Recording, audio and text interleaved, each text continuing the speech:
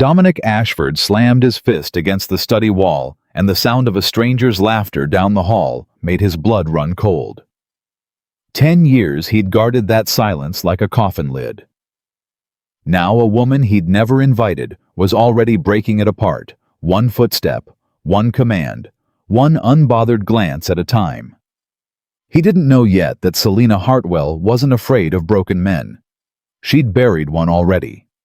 Before you ride further into this story, tip your hat to the subscribe button and ride along to the very end and drop the town you're watching from below, so I can see how far this story has traveled. The scream of a hawk cut across Ashford Valley the morning Selina Hartwell's wagon rolled up the ruined drive, and even the birds seemed to know better than to land near that house. She sat straight-backed on the buckboard seat, gloved hands steady on the reins, watching the manor rise out of the summer haze like something half dead and refusing to finish dying. Windows boarded, porch sagging, weeds strangling what had once been a rose garden. A house that had given up on being looked at. The driver, an old man named Tobias, who'd said maybe 6 words the whole ride out from town, finally spoke. "Ma'am, you sure about this? Folks in town don't come out this way no more." "I'm sure," Selina said. "They say the man in that house ain't spoke a full sentence to a livin' soul in near 10 years. Say he took a rifle to the last fella who came sniffin' round about a land deal." "Then it's a good thing I'm not selling him anything." Tobias shook his head, spat over the side of the wagon, and said nothing more. The wagon groaned to a stop at the foot of the porch steps. Selina climbed down without waiting for help, smoothed the front of her traveling dress, and looked up at the house the way a doctor looks at a wound before deciding whether to cut or to close it. That was when she heard him, not words. A voice low and rough coming from somewhere deep inside the house, snapping at someone unseen. Then a door slammed hard enough that dust sifted down from the porch eaves. A woman appeared in the doorway before Selina could knock a housekeeper gray-haired wringing her apron like it owed her money. "You the one Lady Elmsford sent?" "I am, Selina Hartwell." "Well, Miss Hartwell, I'll tell you plain same as I'd want told to me. Mr. Ashford don't want you here. He don't want anybody here. I already lost 2 girls this month just from him hollerin' at him for bringing his supper 5 minutes late." "What's your name?" The housekeeper blinked, thrown off by the question. "Martha." "Martha. I don't scare easy, and I don't take offense at hollering. Hollering means a man still got breath in him. I've dealt with worse than a man who yells." Selina stepped past her into the front hall. "Now, where is he?" Martha's mouth opened and closed twice before she pointed down the corridor.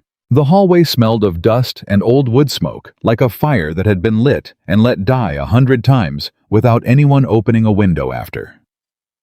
Selina walked its length, with her spine straight past a grandfather clock that had stopped at some hour nobody had bothered to fix past a portrait turned to face the wall. She stopped at a closed door. Light bled out from beneath it, thin and yellow. She didn't knock. She opened it.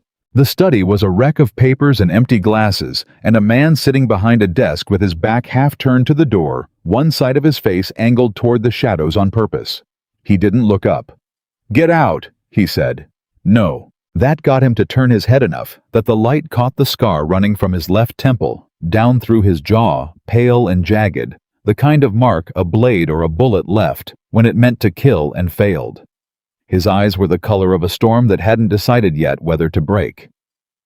"I don't know who you are," he said, "but you've got exactly 1 chance to walk back out that door before I have you thrown off my land." "You could try," Selina said, "but I doubt you've got the staff left to do it. From what I saw, riding in half your fences are down your barn roofs caved on the east side, and your housekeeper's 1 bad morning away from walking to town and never coming back. So unless you plan on dragging me off yourself, Mr. Ashford, I'd say you're fresh out of hands to spare." Something flickered behind his eyes. Not quite surprise, closer to insult. "Who sent you?" "Lady Elmsford." "I don't need charity." "Good, because I'm not offering any. I'm not here to comfort you, and I'm not here to fix you. I fix systems. Land that's bleeding money. Books that don't balance. Houses that are rotting because everyone inside them has agreed to pretend they aren't. That's the job. If you don't want it done, say so now, and I'll be back on that wagon before noon." He stood, slow, like a man testing whether his own legs still remembered how to hold him up in front of another person. "You don't know the first thing about this house." "No," Selina agreed. "But I know the first thing about broken things pretending to be dead, so nobody asks them to get up. I buried a husband who did that for 2 years before the fever finally finished what his grief started. I'm not interested in watching another man do the same thing slower." The silence that followed had teeth in it. "Get out of my study," he said, quieter now. "Show me your ledgers first." "I said get out. And I said show me your ledgers, Mr. Ashford, because from where I'm standing, this house isn't dying of grief. It's dying of neglect, and neglect is a thing I can fix by supper time. Grief you'll have to handle on your own. But I don't believe for 1 second you can tell the difference between the two anymore, and that's exactly why you need someone who can." He crossed the room in 3 strides, close enough that she could see the muscle jumping along his jaw, close enough that a weaker woman might have stepped back. Selina didn't move. "You think you can walk into my house and talk to me like that?" "I already did." For a long moment, neither of them spoke. Outside, somewhere past the boarded windows, a dog barked twice and went quiet. "There's nothing here worth fixing," Dominic said finally, and something in his voice cracked just slightly at the edges, like ice giving way under weight it hadn't expected to carry. "This house has been dead a long time, so have I." "Then it should cost you nothing to let me prove you wrong," Selina said.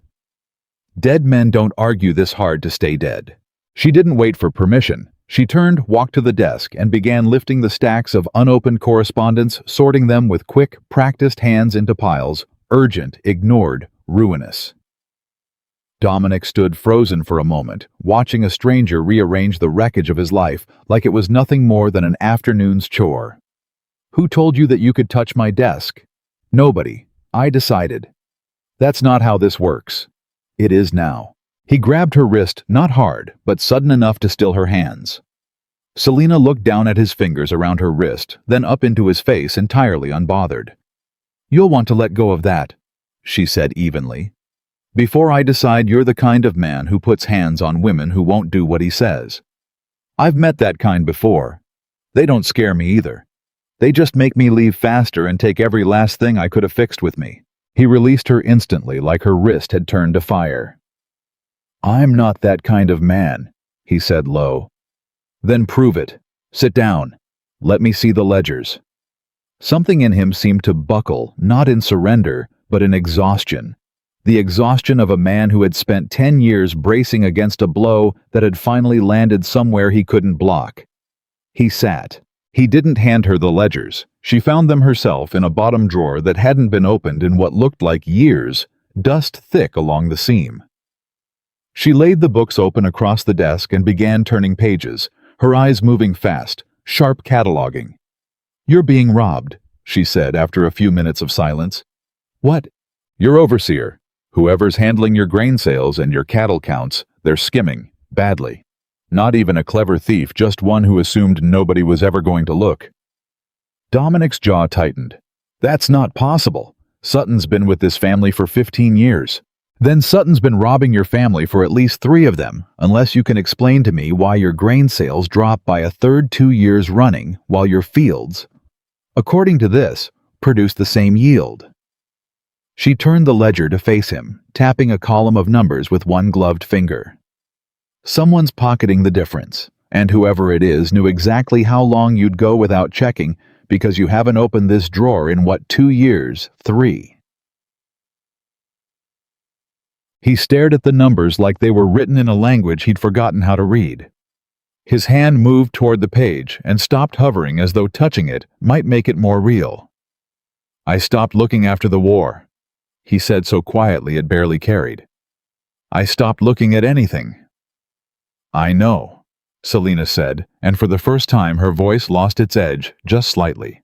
"That's usually when the wolves come in." He looked up at her then, and something passed between them that neither one named, not tenderness, not yet, but the first thin crack of recognition. Two people who had both learned in different rooms of grief exactly how quickly the world moved in to pick apart anything left unguarded. "What do you want from me?" he asked. Not a challenge this time. A real question. "Nothing you're not willing to give," Selina said. "Authority to fix what's broken. Access to your staff, your books, your fields. And your word that you won't undercut me the moment it gets uncomfortable, because it will get uncomfortable, Mr. Ashford. Fixing things always does." He was quiet a long moment. Then, in a voice that sounded like it cost him something to use, "Dominic." "What?" "My name. If you're going to spend the next however long tearing my house apart, you might as well use it." "Selina," she said, and something like the ghost of a truce settled over the room. She didn't sleep well her first night in that house.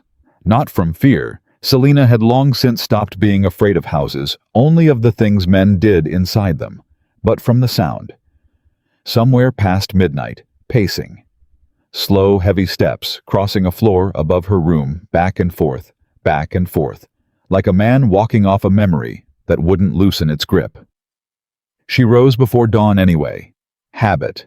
Grief had taught her that lying still in the dark only gave it more room to talk. By sunrise, she had Martha and the two remaining kitchen girls assembled in the yard, along with an old groundsman named Willis, who looked like he hadn't been asked his opinion on anything in a decade. "I want this house running like it has a purpose again," Selina told them. "Not because Mr. Ashford asked for it, he didn't, and he won't thank any of us for it either, but because a house this size doesn't get to sit and rot just because the man inside it has given up. Windows open, floors scrubbed. Every room in this house gets aired out today, starting with whichever ones he's forbidden." Martha's eyebrows shot up. "He'll have a fit." "Let him." He did. By mid-morning, Dominic came storming out onto the back porch to find two girls hauling dust sheets off furniture in the east parlor, a room Selina would later learn that had belonged to his late mother, untouched since her death. "Who told you to touch this room?" "I did," Selina said, not looking up from the window latch she was forcing open. "It's got the best light in the house, and it's been shut up like a tomb. There's no reason for that." "There's every reason.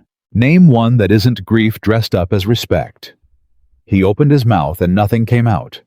His eyes swept the room. The sheeted furniture, the portrait above the mantel of a woman with his same storm-colored eyes, the years of dust catching gold in the new sunlight pouring through the window Selina had just forced open. "Close it," he said, finally hoarse. "No. This is my house, and this room has been a grave for years longer than your mother's been in the ground. I'm not asking you to forget her. I'm telling you the dead don't need dust to be remembered. They need light same as anybody else you're trying to keep alive in your memory instead of your heart." He stood there breathing hard, fists clenched at his sides, looking at her the way a man looks at someone who has just said the one thing he's spent years arranging his whole life to avoid hearing. Then, without a word, he turned and walked out. Selina watched him go, and for just a moment, the sharpness in her expression softened into something that looked almost like understanding. The particular ache of recognizing a grief shaped exactly like your own, worn on a different face. The days that followed took on a rhythm neither of them acknowledged out loud. Selina rose early, worked through ledgers and letters and staff assignments with the same relentless, unromantic efficiency she'd have applied to any broken estate, any wounded system, any man who'd forgotten how to run his own life. Dominic resisted her at every turn. Cold silences at breakfast doors closed in her face. Orders countermanded the moment her back was turned. She never raised her voice. She simply undid whatever he'd undone and kept moving. It was Willis who finally cracked the pattern 3 days in, cornering her by the barn with his hat twisted nervous in his hands.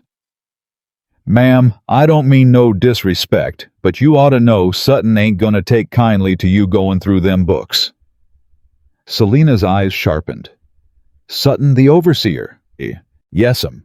He's been running the grain account since before the master went off to war. Man's got a temper on him, and he's got friends in town. Judge Calloway, for one." "Is that meant to frighten me, Willis?" "No, ma'am. Meant to warn you. Difference being one you can walk away from and one you can't. I don't walk away from thieves, Selina said. I expose them. She found Sutton that same afternoon at the grain house, a broad-shouldered man with small calculating eyes and the easy, oily charm of someone who'd spent years being trusted by people too grieving to check his math. He greeted her with a smile that didn't reach past his teeth. You must be the lady doing all the fussing up at the house. I must be. Heard you been looking at the accounts. I have. His smile didn't waver, but something behind it went very still. Well now, ma'am, accounting's a tricky business. Numbers can look strange to somebody who don't know the ins and outs of a working estate. I know the ins and outs of theft well enough, Selina said. I've seen it dressed up in prettier numbers than yours, Mr. Sutton. You've been skimming off the grain sales for at least 3 years, and badly enough that a child with a slate could have caught it if anyone had bothered to look. The only reason you're still standing in front of me, instead of standing in front of a judge, is that I haven't decided yet whether Mr. Ashford wants this handled quietly or publicly. Sutton's jaw tightened, the charm sliding clean off his face like water off a hot stone. You watch yourself, ma'am. This is a small town. Folks don't take kindly to outsiders stirring up trouble for men they've known their whole lives. I've been threatened by better men than you, Selina said, unmoved. Every one of them ended up in worse trouble than the woman they were threatening.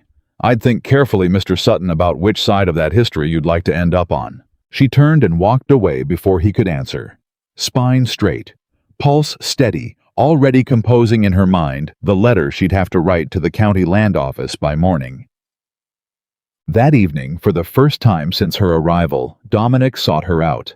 She was in the study, his study, though it had stopped feeling entirely his the moment she'd started organizing it, going through the grain contracts by lamplight, when he appeared in the doorway, hesitant in a way that didn't match the man who'd ordered her out of the house 4 days earlier. Willis told me you confronted Sutton. I did. You should have told me first. You would have stopped me. He didn't deny it. He stepped into the room instead, closer to the desk than he'd come since that first day, and looked down at the ledgers spread open in front of her, his family's numbers laid bare under a stranger's careful hand. How long, he asked quietly, has he been stealing from me?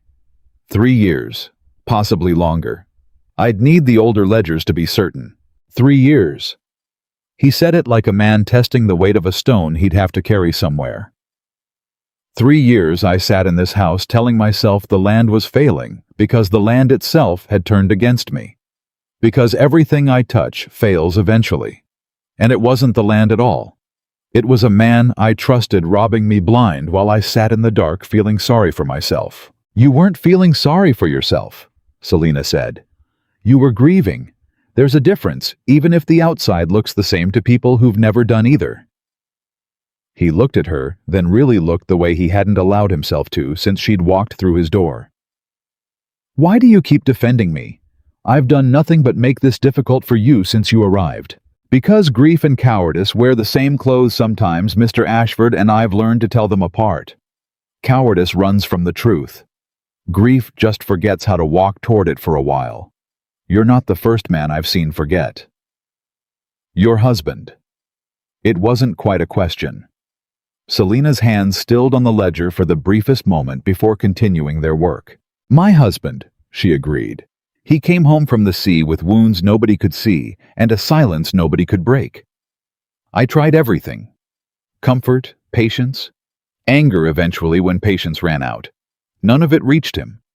He died believing the war had already finished him years before the fever did the rest.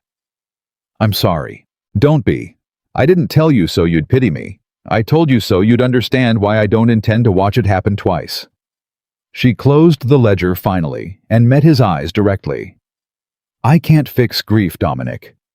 Nobody can do that for another person no matter how much they might want to. But I can fix everything grief has been allowed to break while you weren't looking. The land, the books, the house. And maybe if you let it, that's enough of a foothold for you to climb out of the rest yourself. He was quiet for a long moment, the lamplight throwing the scarred half of his face into sharp relief. Nobody's spoken to me like this in 10 years, he said finally. Most people are afraid of me. The rest just pity me. You do neither. I don't have time for either, Selina said. I have accounts to balance and a thief to remove from your payroll by week's end. Fear and pity are luxuries for people with nothing better to do. Something shifted in his face, not quite a smile, not yet, but the loosening of a muscle that had been clenched so long it had forgotten how to rest. Good night, Selina. Good night, Dominic. He left the room, and for a long while after the door closed, Selina sat very still in the lamplight, staring at the space where he'd stood, feeling something she hadn't let herself feel in the 2 years since she'd buried her husband, the faint, unwelcome stirring of hope for a man who wasn't hers to hope for. Word of Sutton's dismissal spread through town faster than Selina expected, and with it came the first ripple of trouble. Judge Calloway arrived at the estate 3 days later, uninvited, in a fine carriage that looked entirely too polished for a working man's visit. Selina watched from the upstairs window as he climbed down, adjusted his coat, and made his way toward the front door, with the unhurried confidence of a man who had never once been told no and meant to keep it that way. She met him in the front hall before Martha could even announce him. "You must be the lady causing all the commotion," Calloway said, tipping his hat with a smile that didn't reach his eyes. "Judge Calloway, I believe you're acquainted with a friend of mine, Mr. Sutton." "I'm acquainted with a thief who used to work here, yes?" The judge's smile thinned. "That's a strong accusation, ma'am, for someone who's only been in this county a handful of days." "It isn't an accusation, Judge. It's an audited fact documented across 3 years of ledgers, which I'd be more than happy to present to any court in this county should Mr. Sutton wish to contest it." "Careful," Calloway said, his voice dropping into something quieter, harder. "This is a small town. Reputations matter more than paperwork out here. And Mr. Ashford's reputation is already fragile enough without a stranger stirring up scandal on his land." "Is that a threat, Judge Calloway?" "It's a piece of friendly advice." "I don't need advice from men who make a habit of protecting thieves," Selina said, unmoved. "And Mr. Ashford's reputation, fragile as you say it is, will recover a good deal faster from an honest scandal than it ever has from 10 years of dishonest silence. Good day, Judge." She turned and walked away before he could respond, leaving him standing in the front hall with his hat still in his hand and his mouth slightly open, unaccustomed to being dismissed by anyone, let alone a widow with dust on her sleeves and ledgers under her arm. Dominic, who had been listening from the top of the stairs the entire time, came down slowly once the judge's carriage pulled away. "You made an enemy today," he said. "I made an enemy the day I opened your ledgers," Selina replied. The judge just decided to introduce himself. "Calloway's dangerous. He's got friends on the county council, friends in the land office. If he decides to make trouble for this estate, then he'll find out I don't frighten as easily as Sutton did." She looked at Dominic directly, something steady and unshaken in her eyes. "You've spent 10 years letting men like that decide how small your life gets to be. I don't intend to let them decide the same for mine or for this house while I'm the one holding its accounts." Dominic studied her for a long moment, something unreadable moving behind his eyes. "You're not afraid of anything, are you?" "I'm afraid of plenty," Selina said. "I'm just not afraid of the things men like Calloway think should frighten me." It was 2 evenings later, during a small supper gathering Martha had insisted on hosting for the local reverend and his wife, the first guests the house had welcomed in years, that the crack finally showed itself in full. Dominic had agreed to sit at the table only after Selina informed him quite plainly that refusing to appear would only feed the very rumors he claimed to hate. He sat rigid through most of the meal, answering in clipped syllables, his scarred cheek angled toward the shadows, out of habit, too old to break in one night. It was the Reverend's wife, a cheerful, oblivious woman named Mrs. Pruitt, who unknowingly lit the fuse. "Mr. Ashford, I declare this house looks entirely transformed. Why, I remember when your dear mother used to host the loveliest gatherings right in that parlor. Do you remember the summer she had all the children playing at charades until nearly midnight and your father pretending to be a bear chasing you all round the garden?" "I remember," Dominic said, quiet, controlled. "Such a happy house it used to be." Mrs. Pruitt sighed, entirely unaware of the tension tightening across the table. It's a shame how quiet everything's gotten. Selina, sensing the storm gathering behind Dominic's carefully blank expression, tried to steer the conversation elsewhere, but it was too late. The Reverend, well-meaning and equally oblivious, leaned forward with the gentle concern of a man used to counseling grieving parishioners. "Mr. Ashford, if I may say so, it does my heart good to see you at this table again. We've all worried after you these many years. A man wasn't meant to carry his burdens so entirely alone."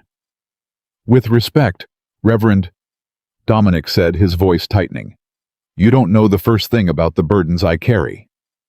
"Dominic," Selina said quietly. "No," he said, standing so abruptly, his chair scraped hard against the floor.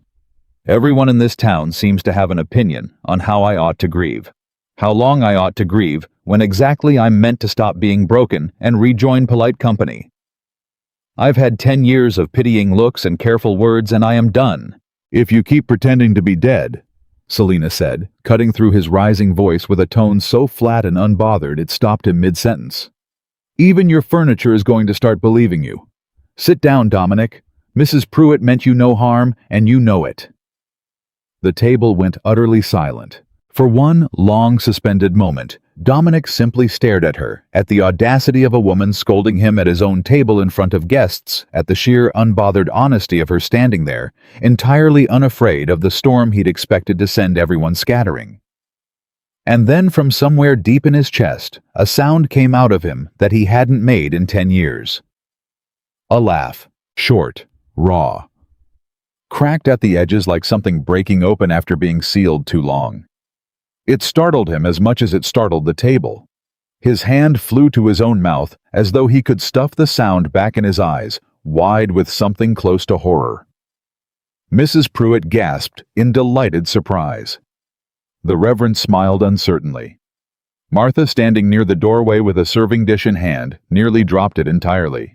Dominic sat back down slowly, his hand still pressed against his mouth, staring at Selina like she'd just performed some impossible trick he couldn't explain. "I don't," he started, voice unsteady. "I haven't done that. Not since—" He didn't finish. He didn't need to. Everyone at the table understood exactly what decade he meant. Selina met his eyes across the table, and for just a moment, something passed between them that had nothing to do with ledgers or thieves or judges. Something quieter, more dangerous, more honest than anything either of them had allowed themselves to feel in years. "Furniture doesn't laugh, Mr. Ashford," she said softly. "Only living things do." The rest of the supper passed in a strange, fragile quiet. Dominic saying little, but the rigid set of his shoulders had loosened just slightly.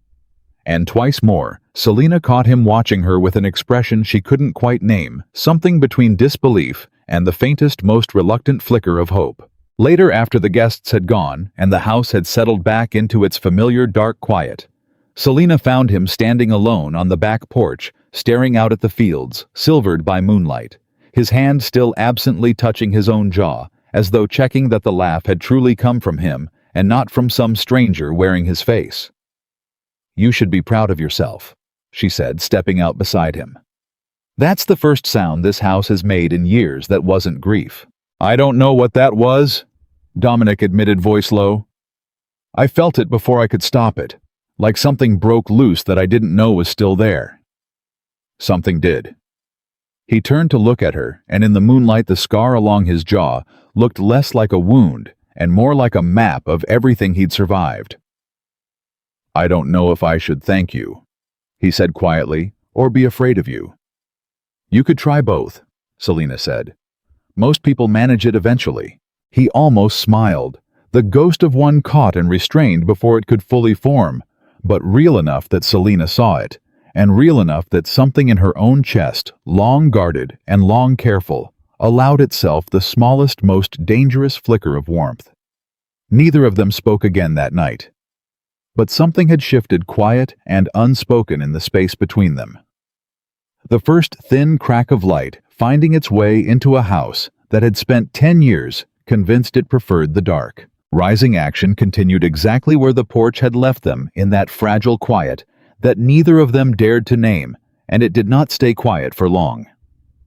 3 days after the laugh at the supper table, the trouble Judge Calloway had promised without quite promising it arrived at Ashford Valley's gate in the shape of a man neither Selina nor Dominic had expected. His name was Harlan Ashford, and he came riding in on a horse too fine for a working man wearing a coat too clean for honest labor, with a smile that Selina distrusted before he'd even opened his mouth. "Cousin," he said, swinging down off his horse in the yard, arms spread wide like he expected an embrace that wasn't coming. "Look at you. Alive after all. I'd nearly given up hope." Dominic's whole body went rigid. "Harlan, you remember me then? Good. I worried 10 years of hiding in the dark might have scrambled your memory some." Selina, standing a few paces back with a ledger still tucked under her arm, watched the way Dominic's jaw locked, the way his hand curled slightly at his side. Not fear, she realized. Something closer to old buried fury. "What do you want?" Dominic said flatly. "What every family wants, cousin, to see how you're getting on." Harlan's eyes slid sideways, landing on Selina with an appraising slowness that made her skin prickle. "And who might this be? Surely not a nursemaid. You've got a look about you, ma'am, that doesn't strike me as the nursemaid type." "Selina Hartwell," she said, cool and even. "I manage the estate's accounts." "Do you now?" Harlan's smile widened. "How industrious. And here I thought my cousin had simply hired himself a housekeeper with pretty manners." "Say what you came to say, Harlan," Dominic said. "You didn't ride 2 days out from the capital to admire the fence line." Harlan's smile didn't waver, but something colder slid in behind it. "Fine. Straight talk then, since you were always fond of that even as a boy. The family council's been discussing the estate." 10 years, Dominic. 10 years you've sat out here letting this land rot while the rest of us wonder if you're even fit to hold it anymore. There's been talk, serious talk, about whether the title and the land oughtn't pass to someone more capable. The word landed like a slap. Selina saw it hit, saw the flicker of something raw crack through Dominic's carefully built wall before he shoved it back down. "This land is mine," Dominic said low and dangerous. "By blood, by law, by my father's will. A will can be contested," Harlan said pleasantly, "when the man holding the land can be shown to be unfit to manage it. And from what I hear in town, unfit is being generous. A man who hasn't left his own property in 10 years. A man who fired his overseer of 15 years on the say-so of a stranger he's known less than a fortnight."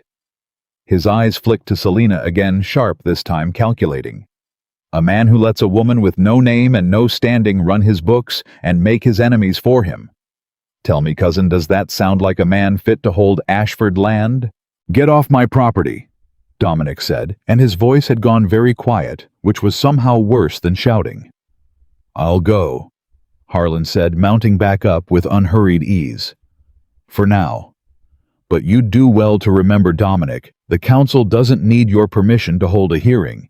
They only need enough voices saying you're not fit to hold what your father left you.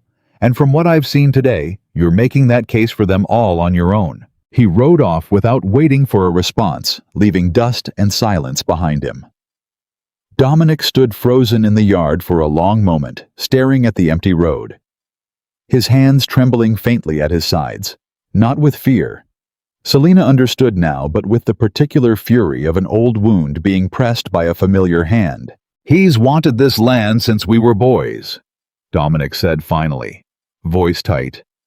"He tried once before right after my father died. Said I was too broken from the war to manage anything. The council refused him then because my father's will was ironclad. But if he can prove instability now—" "He can't prove what isn't true," Selina said. "Can't he—" Dominic turned on her something wild and cornered in his eyes. "Look at what he saw today, Selina. A man who hid in his study for a decade. A man who fired his overseer on a stranger's word. A man whose own cousin can walk onto his land and call him unfit right to his face, and he can't even manage a full sentence back. He's not wrong. That's the trouble. He's not wrong about any of it. He's wrong about the ending," Selina said sharply, stepping close enough to force his eyes back to hers. "You fired a thief, not an innocent man. I have 3 years of ledgers that prove it beyond any council's doubt. And you didn't hide in that study today, Dominic. You stood in your own yard and told your cousin to get off your land. That's not a broken man. That's a man defending what's his. For how long? Dominic said, quieter now, some of the fire draining into something more exhausted. How long before the council believes him instead of me? Before they see 10 years of silence and decide that's all the proof they need? Then we make sure they see something else first, Selina said. He looked at her, something sharp and questioning in his gaze. What do you mean? I mean the ledgers, the accounts, the proof of Sutton's theft, the repairs already underway on this house and this land. All of it laid out plain enough that no council in this territory could look at it and call you unfit. I mean, we stop reacting to Harlan and start building a case he can't argue against. Her eyes hardened. I told you once, Dominic, I fix systems. Your cousin just handed me a new one to fix. Something in Dominic's face shifted. Not relief exactly, but the particular steadying that came from watching someone else refuse to panic when panic seemed like the only reasonable response. You're not even frightened, he said. He just threatened to take everything I have, and you look like you're about to enjoy the fight. I don't enjoy fights, Selina said. I enjoy winning them. There's a difference. The work that followed consumed the better part of the next week, and it changed something quiet and fundamental in the rhythm between them. Where before Dominic had resisted her at every turn, now he sat across the desk from her, late into the evenings, sleeves rolled, ledgers spread between them, learning for the first time in years the actual shape of his own inheritance. I didn't know we owned the northern pasture outright, he admitted one night, staring at a deed Selina had unearthed from a drawer that hadn't been opened since his father's death. I thought that had been sold off years ago. Your father held on to it. Quietly, it seems. There's no record of why. Selina tapped the page. But it's good land, Dominic. Fertile. If it's not being worked, that's a resource sitting idle while your cousin tells the council you can't manage what you already have. Then we work it. We work it, she agreed, and something passed between them in that shared word. Not romance, not yet, but the particular intimacy of two people building something together, out of ruin, brick by brick, ledger line by ledger line. It was during one of these late sessions past midnight, the house silent around them, that Dominic finally asked the question Selina had been waiting for since the night of the supper. Why does this matter to you? He said, not looking up from the deed in his hands. The estate, the council, Harlan. You could have taken your fee weeks ago and gone back to whatever life you had before Lady Elmsford sent you here. Instead, you're sitting up past midnight defending a man's inheritance like it's your own fight. Selina set down her pen slowly. Because I know what it costs a person to lose everything to men who never had to earn what they're trying to take. I watched my husband's brother try the same thing with our small piece of land after he died, circling like Harlan's, circling now waiting for grief to make me too weak to fight back. I fought him. I won. And I decided somewhere in that fight that I wasn't going to stand by and watch it happen to someone else if I had the power to stop it. You could have just told me that, Dominic said quietly, instead of making me guess. You didn't ask until now. He almost smiled. Fair. The silence that followed wasn't uncomfortable. It was the particular quiet of two people who had stopped needing every space between them filled with argument. Selina, Dominic said after a long moment. That night at supper. When I laughed. He hesitated, and for the first time since she'd known him, he looked almost young, almost unguarded. I need you to understand something. It wasn't just a laugh. It was the first time in 10 years I felt like myself again for half a second, before I remembered I wasn't allowed to. Who told you that you weren't allowed? I did, he said simply. Every day since I came back from the war with this. His hand rose briefly to the scar along his jaw, before falling again. I told myself the man who used to laugh at his mother's charades died somewhere on that battlefield, and what came home was just what was left of him, guarding that house, guarding that grief. Because if I let it go even for a moment, it felt like... He stopped. Like you were betraying whoever you left behind there. Selina finished quietly. He looked at her, something raw and startled in his expression. How did you know that? Because that's exactly what my husband told me the one time he let himself speak about it before he stopped speaking about anything at all. Her voice was steady, but something underneath it had gone soft with old grief. He said if he let himself be happy, it meant the men who didn't come home with him had died for nothing. I told him that wasn't true. He didn't believe me. I've spent 2 years wondering if I could have said it better, found some way to make it land before it was too late. And now I'm saying it to you instead. Maybe it'll land this time. She held his eyes steady and unflinching. You didn't survive that war, so you could spend the rest of your life apologizing for it, Dominic. Whoever you lost over there, they didn't die, so you could die slowly here instead. Something broke loose in his face, quick and unguarded, before he caught it. Not tears, not quite, but the trembling edge of them held back by 10 years of practiced control. His name was Thomas, Dominic said, voice rough. My second in command, 19 years old. He pushed me out of the path of a shell that would have taken my head off instead of just my face. I've spent 10 years asking myself why it was him and not me, and I've never once had an answer that didn't make me sick. Selina reached across the desk, not touching him, not yet, just close enough that her hand rested near his on the wood between them. There isn't an answer, she said gently. Not one that will ever satisfy the question. I know because I asked the same thing about my husband's ship for 2 years, and the only answer I ever found was that some things don't have reasons. They only have what you choose to do with the years you got instead of the years they didn't. Dominic looked down at her hand close to his, but not touching, and something in his shoulders finally loosened. Not fully, not all at once, but enough that Selina saw for the first time the shape of the man Ashford Valley had been built to hold before the war had tried to bury him inside it. Thank you, he said quietly, for not telling me it wasn't my fault. Everyone always says that. You're the first person who's told me the truth instead. The truth is usually more useful than comfort, Selina said. Comfort fades by morning. Truth tends to stick.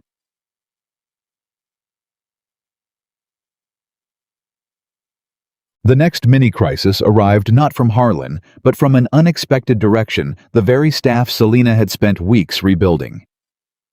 Martha found her in the study early one morning, face pale, twisting her apron, the way she did when trouble was coming. Miss Hartwell, there's men in town saying things about you. What kind of things? Saying you're not what you claim. Saying Lady Elmsford never sent for no estate manager, that you came here on your own account, looking to get your hooks into Mr. Ashford's land through other means. Martha's cheeks flushed red with the effort of saying it plain. Saying you mean to marry him for the estate once you've made yourself indispensable enough. Selina's expression didn't change, but something cold settled behind her eyes. Who's saying this? Judge Calloway's been talking free in town. And that cousin of his, Mr. Harlan Ashford, he's been seen dining with the judge twice this week. Of course he has. Selina set down her pen with deliberate calm. They're building a story before they build a case. If they can paint me as a fortune hunter manipulating a broken man, then every improvement I've made to this estate becomes evidence of manipulation instead of competence. Harlan doesn't need to prove Dominic is unfit. He just needs to prove I've made him unfit to judge his own affairs. What are you going to do? Exactly what I've been doing, Selina said. Work faster, document everything. Make certain that when this story reaches whatever hearing Harlan's planning, the paper trail speaks louder than the gossip. But when Dominic heard the rumor that evening from Willis, who'd heard it from a farmhand who'd heard it in town, his reaction was nothing like the calm resolve Selina had shown Martha. They're saying you're after my land, he said, storming into the study, something dangerous and protective flaring in his eyes. That you've manipulated your way into my accounts. My house, my... He stopped short of the word, but it hung in the air anyway. Let them say it, Selina replied evenly. Words don't change what the ledgers show. They're calling you a fortune hunter in every tavern in town, Selina. Do you understand what that does to a woman's name out here? what it'll follow you with long after you've left this house. I understand it perfectly well, she said sharper now. I understood it the moment I chose to fight for a stranger's inheritance instead of collecting my fee and leaving quietly, like any sensible woman would have done. I made that choice anyway. So spare me the lecture on consequences, Dominic. I'm well acquainted with them. He stopped, chastened slightly by the iron in her voice. I don't want your name dragged through the mud because you tried to help me, he said, quieter now. Then help me finish what we started, Selina said. Because the only thing that will silence Harlan and Calloway both is proof loud enough to drown out gossip. Not silence, not retreat. Proof. He studied her for a long moment, something fierce and unfamiliar moving behind his eyes. Not just gratitude now, but something closer to fierce, protective admiration. You could leave, he said. Right now. Take your fee ride back to town. Let the council sort out whatever mess Harlan's stirring, and never look back at any of it. I could, Selina agreed. I'm choosing not to. Does that trouble you? No, Dominic said, and something in his voice had gone rough, unguarded. It terrifies me a little, if I'm honest. Nobody's ever chosen to stay in my corner of a fight before. Not since the war. Not since Thomas. Then get used to it, Selina said simply, because I don't intend to stop. The mini-crisis that followed came faster than either of them expected. 2 days later, a formal letter arrived from the county council, sealed official unmistakably, the opening move of the hearing Harlan had promised. It named a date 3 weeks out, at which the council would review the management and stability of the Ashford estate, with particular attention, the letter noted with cold formality, to certain irregular staffing decisions, and the propriety of an unmarried woman's extensive influence over the estate's affairs. Dominic read it twice, his face draining of color. 3 weeks, he said. 3 weeks to prove I'm not the broken, manipulated fool Harlan's painting me as. 3 weeks is enough, Selina said, already moving toward the ledgers, already composing the shape of the fight in her mind. We have proof of Sutton's theft. We have the repairs, the restored fields, the improved accounts.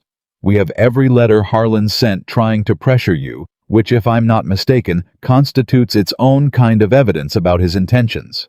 And you? Dominic asked, voice tight. What happens to you when they drag your name through that hearing? When they ask why an unmarried widow has spent weeks alone in a bachelor's house, managing his money, sleeping under his roof? Selina met his eyes steadily. Then I'll answer their questions honestly, and let the ledgers answer the rest. I'm not ashamed of the work I've done here, Dominic. I won't start pretending to be now, just because Harlan's decided to make a scandal out of competence. You shouldn't have to defend yourself for helping me.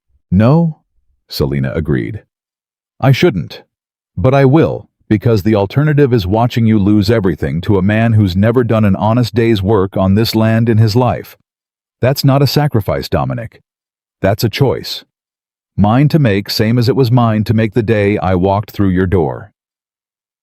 He looked at her for a long, charged moment, something fierce and tender warring behind his storm-colored eyes. I don't know what I did, he said quietly, to deserve someone willing to fight this hard for a house that isn't even hers. You didn't do anything, Selina said. That's rather the point. I'm not doing this because you earned it. I'm doing it because it's right, and because somewhere along the way, this stopped being just a job. The words hung between them, heavier than either had intended, and for a moment, neither moved, neither spoke, caught in the particular silence that comes right before two people admit something they aren't ready to name. Then, Martha's voice broke through the moment, calling from the hallway that supper was ready, and the spell shattered, leaving behind only the quiet, unspoken understanding that something had shifted between them. Something neither the council nor Harlan, nor the whole town's gossip could undo. The work of the following days took on the frantic, focused energy of a battle being prepared for. Selina rode into town herself twice that week, gathering statements from the grain merchants Sutton had shortchanged, securing written testimony from the county land office, confirming the northern pasture's rightful ownership, documenting every repair, every improved yield, every honest transaction that had occurred since her arrival. Dominic, for his part, did something that startled even Selina. He rode out with her. The first time, he simply accompanied her to the land office, standing silent but present at her side, while she spoke with the clerk, his scarred face angled forward instead of hidden. His shoulders squared, despite the curious glances from townsfolk, unused to seeing him beyond his own gates. "You didn't have to come," Selina said afterward, as they rode back toward the estate. "I did," Dominic said. "If I mean to convince a council I'm capable of managing my own affairs, I can't very well do it by hiding in my study while you fight my battles alone." He glanced at her, something rueful in his expression. "Besides, I find I don't mind being seen quite as much when you're the one standing next to me." Selina felt something warm bloom unexpectedly in her chest, quickly suppressed beneath the practiced composure she'd worn like armor for 2 years. "Careful, Mr. Ashford," she said lightly. "That almost sounded like flattery." "Maybe it was," Dominic said, and for the first time, the words came without hesitation, without the old guardedness that had defined every exchange between them since her arrival. They rode in comfortable silence. After that, the summer air warm around them, his fields finally worked and thriving again, stretching gold and green toward the horizon. It was on the ride back from their second trip into town 3 days later that the largest twist of the rising action revealed itself. They'd stopped at the mill to confirm grain deliveries when the miller, an older man named Abernathy, mentioned something in passing that stopped Selina cold. "Funny thing," Abernathy said, weighing out sacks of flour. "Mr. Harlan Ashford came through here last month for all this council business started, askin' after old land surveys. Boundary lines mostly. Askin' real particular about that northern pasture everybody's talking about now." Selina's eyes sharpened. "Did he say why?" "Didn't say. But he seemed mighty interested in proving the land wasn't rightfully deeded to the Ashford estate at all. Kept asking if there was any record of it being sold off years back 'fore old Mr. Ashford passed." Selina turned to Dominic, something electric moving behind her eyes. "Your cousin isn't just trying to have you declared unfit." "What do you mean?" "I mean, he's been building a case to claim the northern pasture was never legally yours to begin with, long before this hearing was ever called. Which means Harlan didn't come here last week because he suddenly decided you were unstable, Dominic. He came here because he needed a hearing, any hearing that would give him legal grounds to challenge the estate's boundaries once the council started reviewing your affairs." Dominic's face went hard. "He's not just trying to take the title. He's trying to strip the land itself out from under whatever's left. Which means we need that deed ironclad before the hearing," Selina said, already turning her horse back toward town. "If Harlan can prove even a shadow of doubt about that pasture's ownership, he'll use it to argue the whole estate's records are unreliable, and by extension, that you're too unstable to have caught the discrepancy yourself." They rode hard back to the land office, and what they found there confirmed Selina's worst fear and greatest relief in the same breath. The original deed dated decades back in Dominic's grandfather's hand, ironclad and properly filed, but buried in a records room so disorganized that it had taken the clerk nearly an hour to locate it. "If we hadn't found this," Dominic said quietly, staring at the yellow document in his hands, "Harlan would have argued the land was never properly recorded. He'd have used the confusion itself as proof." "But we did find it," Selina said. "Which means, when that hearing convenes, we won't just have proof you're managing your affairs honestly. We'll have proof your cousin's been quietly plotting to steal land out from under you for weeks, possibly months, all while pretending his concern was only for your welfare." Dominic looked at her, something fierce and grateful and entirely unguarded in his expression. "You just handed me the weapon that could end this whole fight before it starts." "We found it," Selina corrected. "Together." That night back at the estate, the fragile peace between them deepened into something neither could quite name aloud. They sat on the back porch long after supper, the deed and the day's evidence spread on the table between them, but neither reaching for the papers anymore, simply sitting together in the particular quiet that comes after a hard-won victory. "Selina," Dominic said finally, "whatever happens at that hearing, whatever Harlan tries next, I need you to know that these past weeks..." He paused, searching for words that clearly didn't come easily. "They've been the first week since the war that I've woken up wanting to be alive instead of simply enduring another day of it." Selina turned to look at him, something soft and unguarded in her own expression, now the composed widow's mask, slipping just slightly under the weight of his honesty. "I know the feeling," she admitted quietly.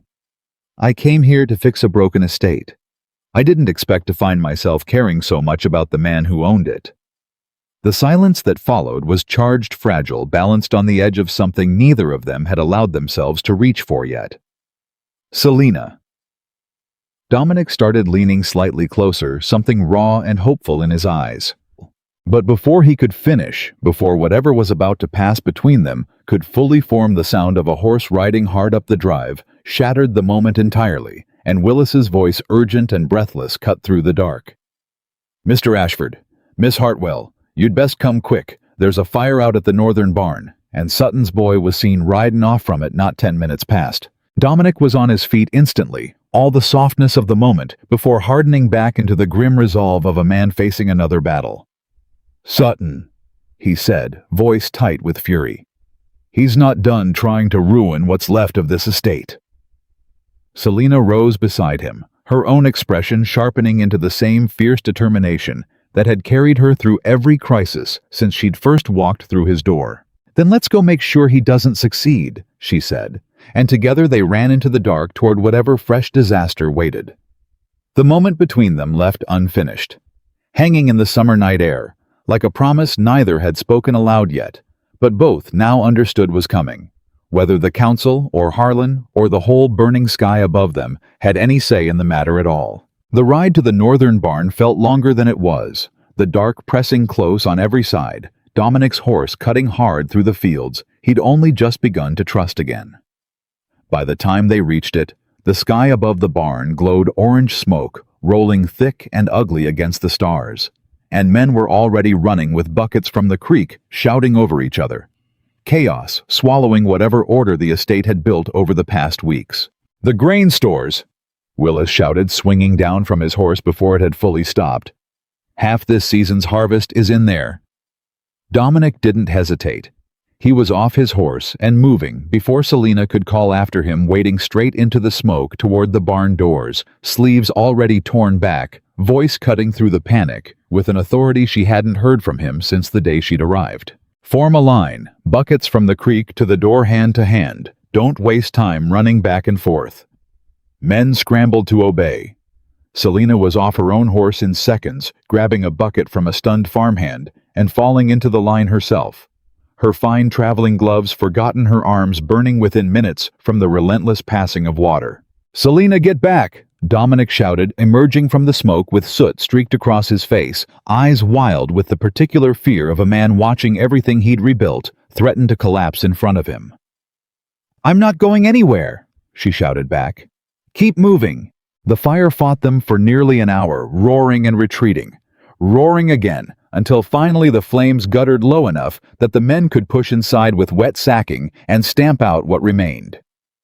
When it was over, half the grain store stood scorched and ruined, but the barn itself still stood blackened but whole, and no one had been badly hurt. Dominic sank down against the barn wall chest, heaving hands blistered and shaking, staring at the wreckage of what should have been his family's winter security. "He did this," he said, voice hoarse with smoke and fury. "Sutton did this." "We don't know that yet," Selina said, crouching beside him, though her own voice carried little conviction. "Willis said his boy was seen riding off," Dominic said. "Who else would burn my grain store 3 weeks before a hearing meant to prove I can manage this estate?" Before Selina could answer, Willis came jogging back from the tree line, something clutched in his hand, his face grim in the dying firelight.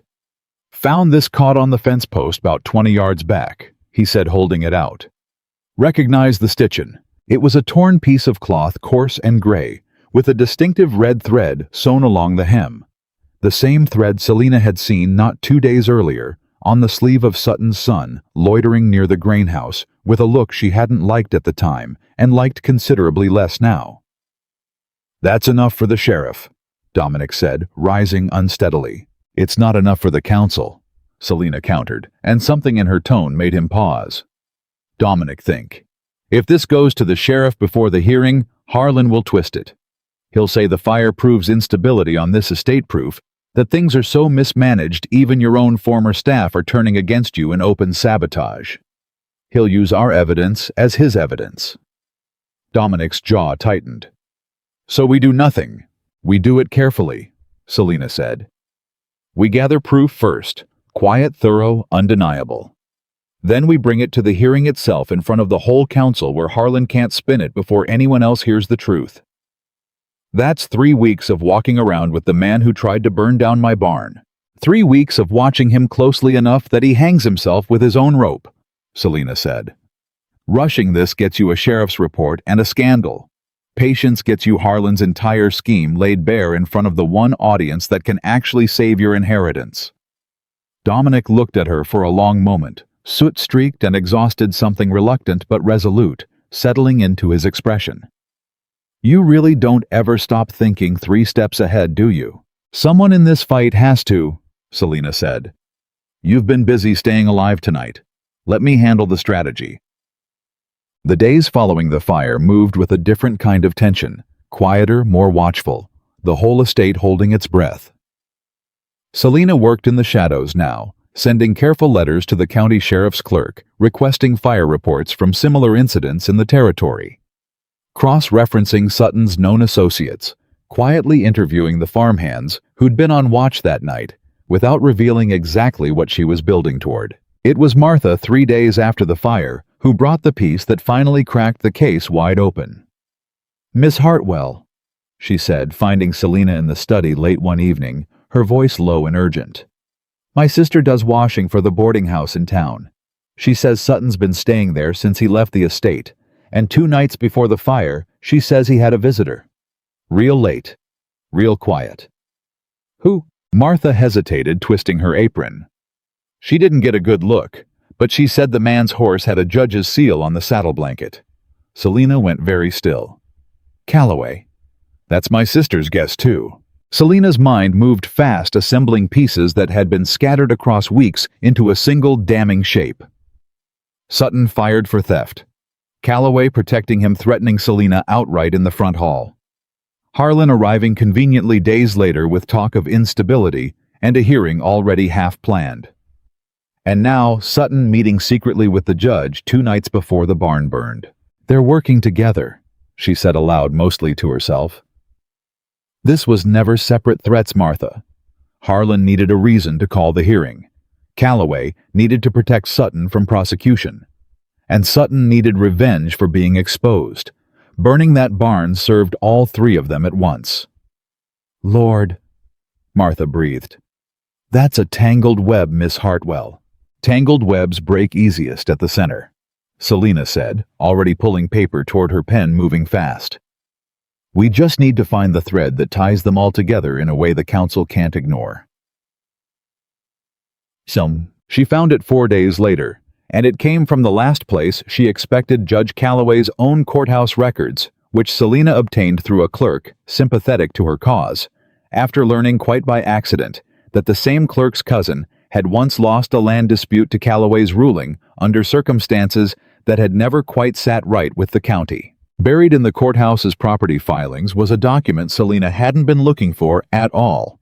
A private land assessment, commissioned by Judge Calloway himself, dated a full 6 weeks before Harlan's first visit to Ashford Valley, evaluating the worth of the northern pasture in exacting obsessive detail. He's not just protecting Sutton, Selina said that night, spreading the document across the desk in front of Dominic, her voice tight with the particular thrill of a puzzle finally solved.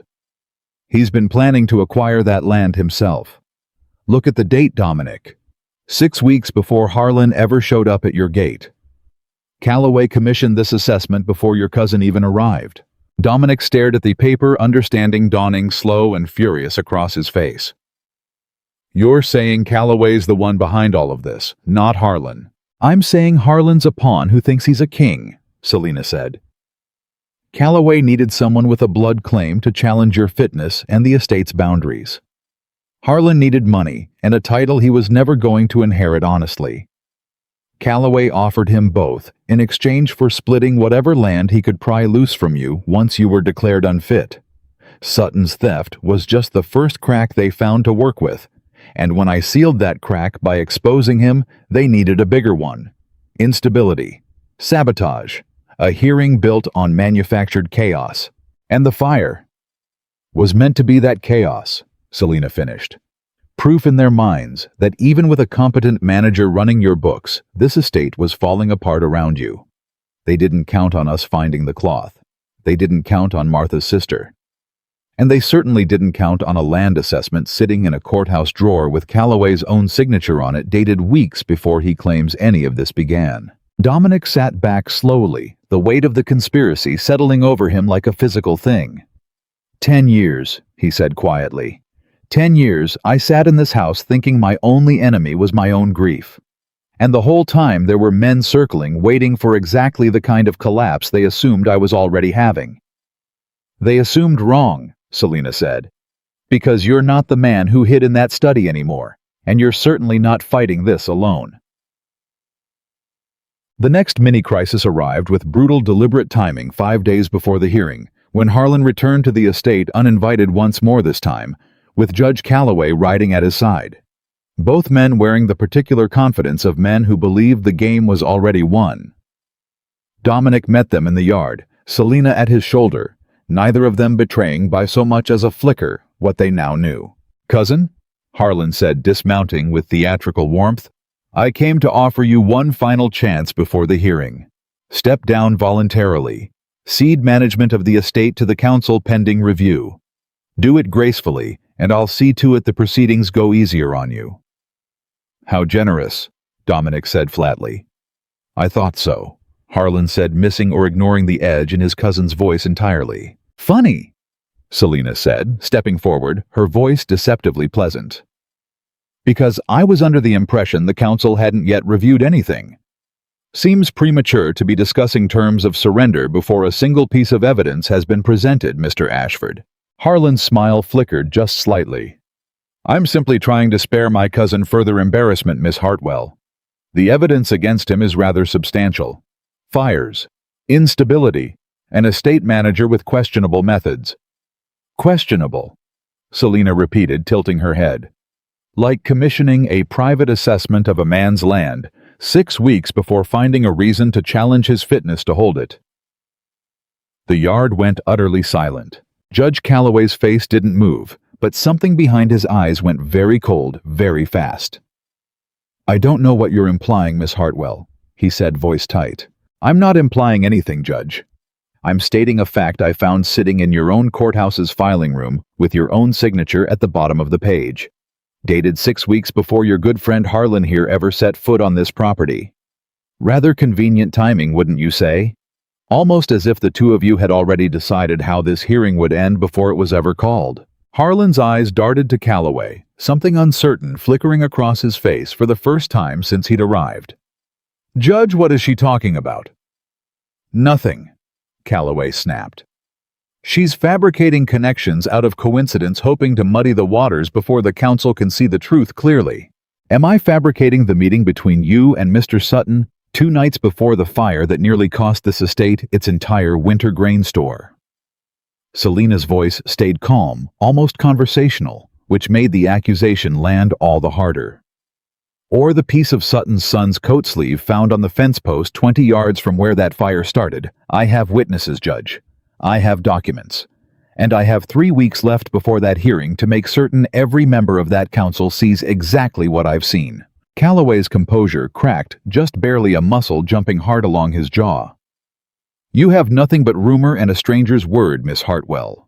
The council will see this hearing for what it actually is, a review of an unstable man's fitness to hold valuable land, not some conspiracy dreamed up by a widow trying to protect her own position in his household. We'll let the council decide that," Dominic said, stepping forward. For the first time since the confrontation began, his voice steady in a way that surprised even Selina. "Since you both seem so eager to discuss what's convenient and what's coincidence, perhaps you'd care to explain to them why a judge sworn to impartiality commissioned an assessment of my land weeks before claiming any concern for my welfare. I imagine that's a conversation the council will find quite illuminating. Harlan's face had gone pale, torn between loyalty to a scheme unraveling in real time and the growing dawning realization that he'd been used as a blunt instrument in someone else's far more calculated theft. "Judge," Harlan said slowly, "you told me this was about family, about getting Dominic the help he needed." "Don't be a fool, Harlan." Calloway snapped, and the words came out too fast, too sharp, revealing more than he intended. "You wanted the land as much as I did. Don't stand there now playing the wounded innocent." The silence that followed was absolute. Even Harlan seemed stunned by his own ally's slip, the mask of family concern he'd worn since his first visit crumbling in real time in front of the very people he'd come to intimidate. Selina let the silence stretch. Let it do its work before speaking again, quiet and precise as a blade sliding home. "Thank you, Judge," she said. "That's exactly the kind of clarity the council will appreciate." Calloway's face twisted with fury, but there was nothing left to say that wouldn't make things worse. He turned sharply, mounted his horse, and rode off without another word, leaving Harlan standing alone in the yard, looking suddenly much younger and much less certain than he had upon arrival. "He used you," Dominic said to his cousin, not unkindly, though there was no forgiveness in it either.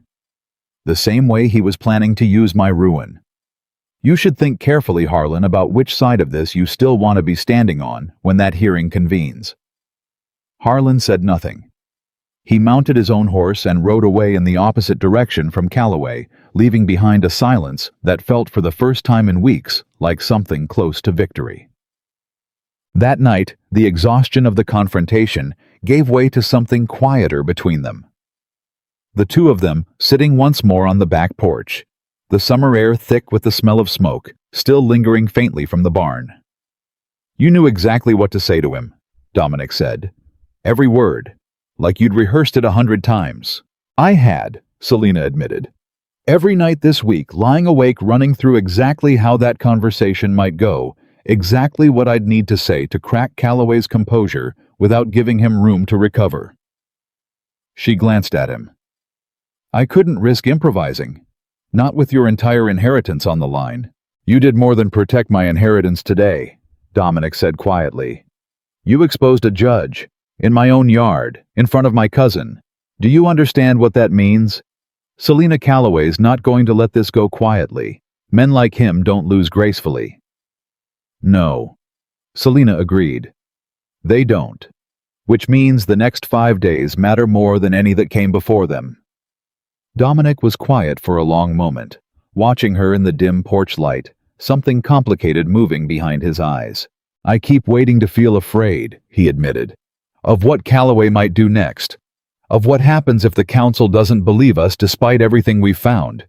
But mostly what I feel is—" He stopped, searching for the word. "What?" Selina asked. "Alive," he said simply, "which feels like a strange thing to feel in the middle of a fight for everything I own. But I haven't felt this alive since before the war. Not once. Not until you." Selina's breath caught just slightly. The composed mask she'd worn through the entire confrontation with Calloway finally slipping in the quiet privacy of the porch. "Dominic, I know," he said quickly, something almost rueful in his voice. "I know this isn't the time. There's a hearing in 5 days and a judge who'd probably like to see us both ruined for what happened today. But I needed you to know that, whatever happens next." Before Selina could respond, the sound of hurried footsteps on the porch stairs interrupted them. Martha again, breathless, a folded letter clutched in her hand. "Miss Hartwell, this just came by rider, marked urgent, from the county council." Selina took the letter with hands that had gone suddenly cold, breaking the seal in the dim light while Dominic watched his own breath held. She read it once, then again, slower, her face going carefully, deliberately blank, in a way that told Dominic immediately something had gone badly wrong. "What is it?" he said. "Selina, what does it say?" She looked up at him, and for the first time since she'd arrived at Ashford Valley, something like genuine fear flickered behind her steady eyes. "They've moved the hearing," she said quietly, "from 3 weeks to 2 days from now." 2 days. Dominic's face drained of color. That's not enough time to prepare everything. The witness statements, the land office confirmation, the full documentation of Calloway's involvement. I know, Selina said, and for the first time in weeks, her voice trembled just slightly at the edges. Why would they move it? Dominic demanded. Who has the authority to change a hearing date like that? Selina's eyes dropped back to the letter to the signature at the bottom, and something cold and furious settled into her expression. Calloway, she said. He's still on the council's scheduling committee. He moved the date the moment he rode away from here today before we could finish building our case. He's not waiting to lose gracefully, Dominic. He's trying to make sure we run out of time before we can win it all. The porch went silent, the weight of the new deadline settling over both of them like a physical thing. 2 days, Dominic said again, quieter now, the fear in his voice giving way to something harder, more determined. Then we work through both of them. Whatever it takes. Selina looked at him, something fierce and resolved passing between them in the dark. Whatever it takes, she echoed. The next 36 hours passed in a blur of frantic, focused motion.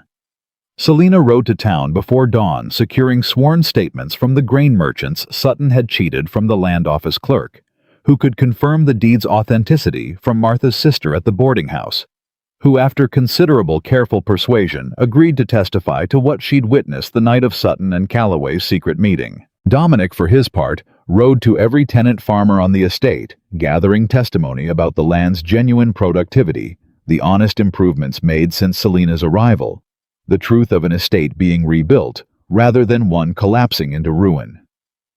They met back at the house well past midnight, both exhausted, both driven by the same relentless urgency, spreading every scrap of evidence across the study desk in a chaos that Selina began methodically, exhaustedly, to organize into a case. This should be enough, she said, staring at the assembled documents in the lamplight, her voice hoarse with fatigue. Sworn statements, the deed, the assessment with Calloway's signature, Martha's sister's testimony. It should be enough. Should be, Dominic repeated, and something in the way he said it made Selina look up. What is it? Calloway sits on the council itself, Dominic said quietly. He's not just the man we're accusing Selina. He'll be one of the men judging whether the accusation holds weight. What happens if he simply refuses to let the evidence be heard at all? Selina's stomach dropped, the exhaustion of the past 2 days catching up all at once with the weight of a possibility she hadn't fully considered. Then we make certain the rest of the council hears it before he has the chance to silence it, she said, though her voice carried less certainty than it had at any point since her arrival. We present the evidence publicly before he can maneuver behind closed doors. Let every landholder and councilman in that room see exactly what he's been hiding. And if that's not enough? Selina met his eyes, something raw and honest passing between them in the exhausted quiet of the study. Then we'll have done everything two people could possibly do to fight for what's right, she said. And whatever happens after that, Dominic, I need you to know it was never wasted, not 1 hour of it. He reached across the desk, then finally, and took her hand. Not the brief, startled grip from that first day in the study, but something slower, more deliberate. His fingers threading through hers, like a man finally allowing himself something he'd spent 10 years convinced he didn't deserve. Whatever happens tomorrow, he said quietly, I want you to know that you already did the thing nobody else managed in 10 years. You made me want to fight for this life again. Whatever the council decides, that part's already true, and no ruling can take it back. Selina's throat tightened, something fierce and fragile rising in her chest that she'd guarded against for 2 long years since her husband's death. Get some sleep, Dominic, she said softly, though she made no move to pull her hand from his. Tomorrow's going to require both of us at our sharpest.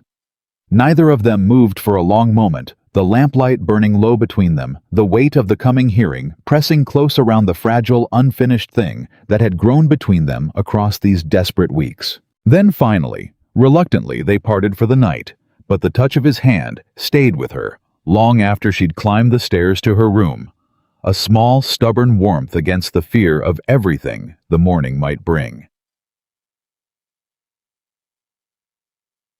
The morning of the hearing arrived gray and humid, the whole estate feeling as though it were holding its breath alongside its master. Selina dressed with careful precision, every document organized, every statement sealed and ready.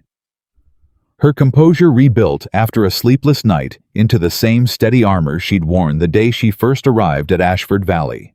Dominic met her in the front hall dressed formally for the first time since she'd known him, the scar along his jaw held high instead of angled toward shadow. His shoulders squared with a resolve that hadn't existed in the broken man who'd ordered her out of his study weeks earlier. "You look ready," Selina said. "I feel ready." Dominic said something steady and certain in his voice that hadn't been there before her arrival. "Whatever Calloway tries today, I'm not the man he thinks he's fighting anymore." "No," Selina agreed, meeting his eyes with fierce, quiet pride. "You're not." They rode into town together, the documents secured in a leather case at Selina's side. The weight of the coming confrontation settling heavier with every mile, but beneath the fear, beneath the exhaustion of the sleepless night before, something steadier had taken root between them. Something built not from romance alone, but from every ledger balanced, every thief exposed, every truth spoken honestly in the dark. The council hall stood at the center of town, its doors already crowded with townsfolk drawn by rumor and curiosity, murmurs rippling through the gathered crowd as Dominic and Selina dismounted and climbed the steps together side by side, neither flinching from the weight of every watching eye. Inside, the council members were already seated at the long table at the front of the hall. 5 men, stern and unreadable, Judge Calloway among them, his expression carefully composed into something almost welcoming, as though he hadn't spent the past 2 days scrambling to bury the very evidence now sitting in Selina's leather case. Harlan sat near the back of the room alone, his earlier bravado entirely absent, his eyes darting nervously between his cousin and the judge who had used him. The council chairman, an older man named Whitfield, with a face weathered by decades of hard decisions, called the hearing to order, and the room fell into tense, expectant silence. "We are gathered," Whitfield said, "to review concerns raised regarding the management and stability of the Ashford estate and the propriety of certain staffing arrangements made under its current master. Mr. Harlan Ashford, as the party who requested this review, you may begin." Harlan rose slowly, his eyes flicking once more toward Calloway, before he spoke, his voice noticeably less confident than it had been in the yard days earlier. I raised concerns," he began, "about my cousin's fitness to manage the estate given his prolonged isolation following the war, and certain irregular decisions made regarding staff and finances."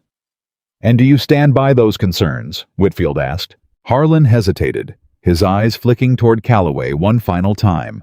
Something breaking loose behind his expression, guilt perhaps, or simple fear of being caught holding the weight of a conspiracy alone. He started, and then in a voice that seemed to surprise even himself, "I'd like to withdraw my complaint, sir." A murmur rippled through the hall. Calloway's composure cracked for the first time, his eyes snapping toward Harlan with undisguised fury. "Withdraw?" Whitfield repeated, eyebrows raised. "You called this council together with urgent claims of instability, Mr. Ashford, and now on the very day of the hearing, you wish to withdraw. I was misled." Harlan said, his voice gaining strength as the words continued, as though the act of speaking the truth aloud were loosening something long knotted in his chest. "I believed my cousin's estate was failing due to his own neglect. I've since learned that isn't entirely true, that someone else's interests were being served by convincing me and this council otherwise." "Explain yourself," Whitfield said, leaning forward, sharp interest replacing his earlier weariness. Selina rose then, before Harlan could falter, her leather case already open in her hands. "If the council will permit," she said, her voice carrying clear and steady across the hushed hall. "I believe I can explain exactly what Mr. Ashford means with documentation to support every word." Whitfield's eyes moved to her, assessing, curious. "And you are?" "Selina Hartwell. I manage the Ashford estate's accounts, and have done since I arrived 6 weeks ago, at the request of Lady Elmsford to address financial irregularities within the estate's management." "Proceed, Mrs. Hartwell." And she did, laying out piece by careful piece the full architecture of the conspiracy, Sutton's theft exposed through 3 years of falsified ledgers. Sutton's dismissal and his subsequent secret meeting with Judge Calloway 2 nights before the barn fire that had nearly destroyed the estate's winter grain stores. The torn cloth found at the scene matching Sutton's son's coat. And finally, the land assessment, Calloway's own signature, dated 6 weeks before Harlan's first visit to Ashford Valley, evaluating the worth of a pasture he had no legitimate claim to assess at all. The hall had gone utterly silent by the time she finished, every eye in the room fixed on Judge Calloway, whose face had drained of all its earlier composure. "This is preposterous," Calloway said, his voice too sharp, too fast, betraying the panic beneath. "Fabrications, coincidences, twisted into conspiracy by a woman with clear personal interest in protecting her position in that household. Judge Calloway," Whitfield said, cutting him off with quiet, devastating authority. "You sit on this council sworn to impartiality in every matter brought before it. Can you explain why you commissioned a private assessment of land belonging to the very estate under review weeks before this hearing was ever called?" Calloway's mouth opened. Nothing came out. "I believe," Whitfield continued into the silence, "that this council requires considerably more information before any judgment can be rendered regarding Mr. Ashford's fitness information. It now seems that concerns your own conduct rather more urgently than his." The hall erupted into murmurs, townsfolk shifting and whispering. Harlan sinking lower into his seat with visible shame, Calloway's face a mask of barely contained fury and dawning ruin. Selina turned just slightly and caught Dominic's eye across the hall, and in that single charged glance, everything they'd fought for these past weeks crystallized into something neither of them needed words to name. "This hearing," Whitfield announced, his voice carrying final and absolute across the stunned silence of the room, "is postponed pending full investigation into Judge Calloway's conduct.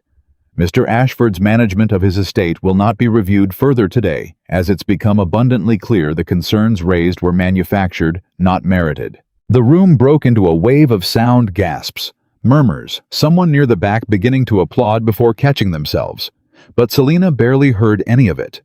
Her eyes fixed entirely on Dominic, watching the years of grief and guardedness in his face give way for the first time to something that looked almost like unguarded, disbelieving joy. He crossed the hall to her without hesitation, in front of the whole town, in front of Harlan's shame and Calloway's ruin, and took both her hands in his.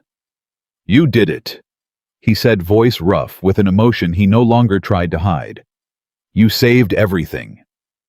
We did it."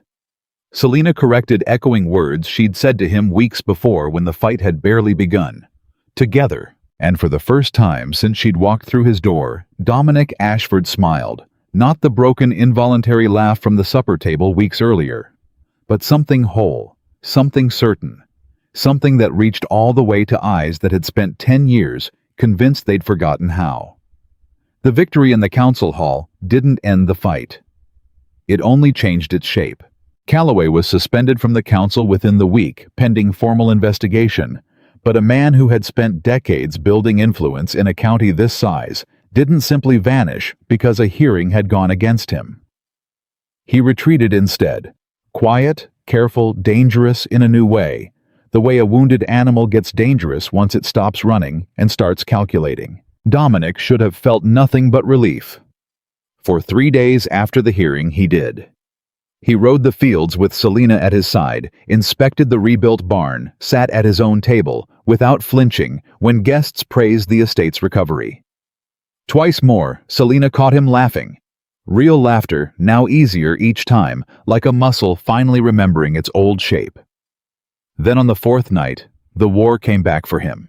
Selina heard it before she understood it, a sound from down the hall. Low and strangled, the particular sound of a grown man fighting something in his sleep that no one else could see.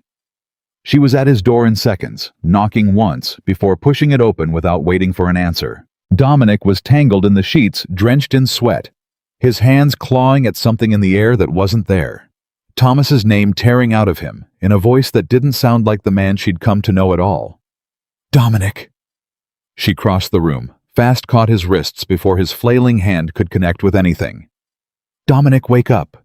His eyes snapped open, wild unseeing, and for one terrible second he looked at her like she was the enemy, like the war had reached across 10 years and one ocean and dropped itself directly into his bedroom. Then recognition crashed back into his face, and with it, horror. "Selina." His voice cracked. He pulled back from her hands like her touch burned. "Get out." "No.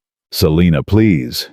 He was breathing hard, his whole body trembling, one hand pressed against his own chest like he was trying to hold something in that had already gotten loose. "You shouldn't see this. Nobody should see this." "I've already seen it," she said steadily, not moving from the edge of the bed. "It's not enough to scare me off. I told you that once. I meant it. This isn't a ledger you can balance." He snapped sharper than he'd spoken to her in weeks, the old wall slamming back up brick by brick right in front of her. "This isn't Sutton or Calloway, or some conspiracy you can untangle with paperwork. This is inside me, Selina. It doesn't go away just because you're stubborn enough to sit through it." "I never said I could fix it." "Then what are you doing here? Making sure you don't fight it alone in the dark," she said, "the way you have been for 10 years. He turned his face away from her jaw working, and when he spoke again, his voice had dropped to something raw and ashamed. "I saw him tonight. Thomas. Clear as I'm seeing you right now. He asked me why I got to come home." Selina's chest tightened, but she kept her voice even. "What did you tell him?" "Nothing. I never have an answer. I never will." His hand came up pressed hard against his eyes. "You should leave this room, Selina. Not just tonight. I mean it. Take your fee, whatever's owed to you, and go back to town in the morning." The words landed like a slap, sudden enough that for a moment, Selina simply stared at him. "Excuse me. You heard me." He still wouldn't look at her. "The hearing's done. The estate's safe. Sutton's gone. Calloway's finished. Harlan's slinking back to wherever he crawled from. You did what you came here to do. There's no reason for you to stay and watch whatever this is. That's not your decision to make for me. It's my house, and I've spent 6 weeks proving I don't leave a job unfinished just because it gets uncomfortable," Selina said, temper flaring now, the exhaustion of the past weeks finally cracking her own composure. "You don't get to decide I've outstayed my welcome the moment you have a bad night, Dominic. This isn't a bad night." His voice rose raw and furious, more furious at himself than at her, she realized watching the way his hands shook. "This is every night. This is what I am underneath all the ledgers and the hearings and the laughing at your jokes and the riding into town like a man who's actually recovering. I'm not recovering, Selina. I'm managing. There's a difference, and you of all people should know it since you spent 2 years watching your husband fail to do the same thing." The comparison hit harder than he intended. She saw it land in his own face. A half second after it left his mouth saw him flinch at his own cruelty. "Selina, I didn't mean—" "No," she said quietly, standing, her voice gone very flat and controlled, in the way it went right before she delivered something devastating. "You did mean it. You meant every word because it's easier to push me out the door yourself than to let me stay and watch you fail the way you're convinced you're destined to. That's not honesty, Dominic. That's cowardice wearing honesty's coat." "Get out," he said again, quieter now, wrecked. "Fine," Selina said. "But I'm not leaving this house in the morning. I'm leaving this room tonight because you asked me to, and because dragging this fight out further won't help either of us think straight. But make no mistake, I am not going anywhere until you tell me in the daylight with a clear head that you actually want me gone. Not the man who just woke up from a nightmare about a boy he couldn't save. The man who held my hand across that desk 3 nights ago and told me I made him want to live again." She left before he could answer, and the door clicked shut behind her with a quiet, deliberate finality that somehow felt louder than if she'd slammed it. Morning brought no clarity, only a different kind of storm. Dominic came down late, hollow-eyed, and found Selina already in the study, ledgers open, working with the same relentless focus she'd shown since her first day. Except now, there was something brittle underneath it, something guarded that hadn't been there before last night. "Selina, the northern fields need a decision on the autumn planting by week's end," she said, not looking up. "I've drafted a schedule. You'll want to review it. Selina, look at me. She did finally, and the careful neutrality in her expression cost her something to hold. I'm sorry, Dominic said, for what I said about your husband. That was cruel, and it was cheap, and I said it because I wanted you to leave before you saw any more of what's actually wrong with me. I know why you said it. That doesn't make it right. No, she agreed. It doesn't. He crossed the room, stopping across the desk from her. The same desk she thought where this had all started, where a stranger had once grabbed her wrist and told her to get out. I meant what I said last night in one sense, he admitted, voice low. Not that I want you gone. God? Selina, the thought of you leaving this house feels like losing a limb at this point. But I meant that you deserve to know what you're staying for.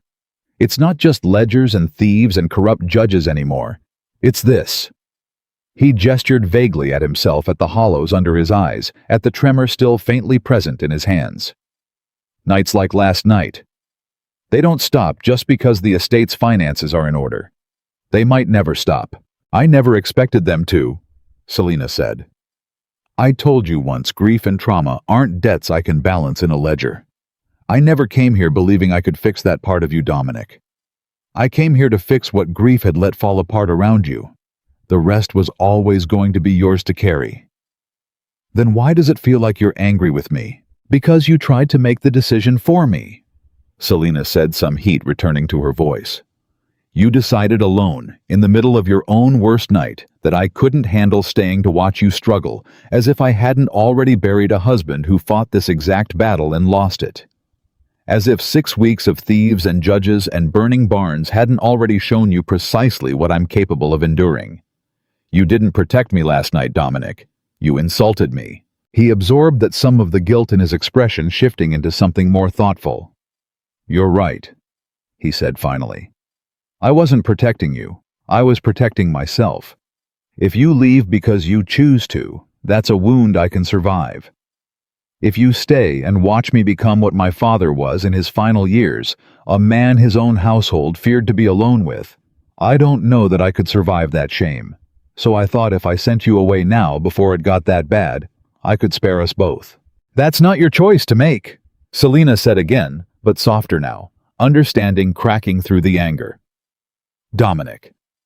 I've watched a man drown in silence because everyone around him decided his suffering was too private, too shameful, too much for anyone else to witness.